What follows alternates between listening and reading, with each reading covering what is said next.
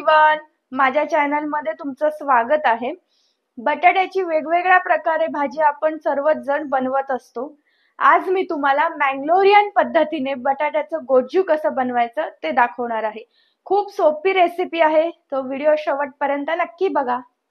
मी इथे अर्धा किलो बटाटे उकडून घेतलेले आहेत।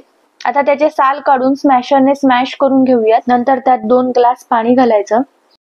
तुमच्याकडे जेवढे बटाटे असतील त्या प्रमाणात तुम्ही पाणी घालायचे आहेत। हिरव्या मिरच्या, मी ते हिरव्या मिरच्यांचे 2 भाग करून घेतलेले आहेत। तुम्ही तुकडे करून घातले तरीही चालेल। त्याचे थोडं किसलेलं ओलं खोबरं, हिंगाचं पाणी, तुमच्याकडे जर हिंगाचं पाणी नसेल तर फोडणीमध्ये नंतर हिंगाची पावडर घातली तरीही चालेल।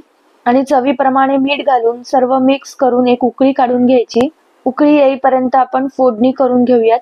फोडणीसाठी मी फोडणी पात्रामध्ये 1 चमचा तेल घेतलेला आहे। तेल गरम झाल्यानंतर त्याच्यात 1 चमचा मोहरी घालायची।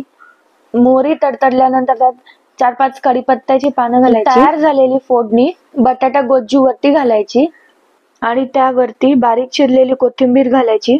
तर अशा प्रकारे मँगलोरियन पद्धतीचं बटाट्याचं गोज्जू तयार झालेलं आहे। आणि अशाच वेगवेगळ्या रेसिपीज पाहण्यासाठी माझ्या चॅनलला लाईक करा, शेअर करा आणि सबस्क्राईब करा। बाय।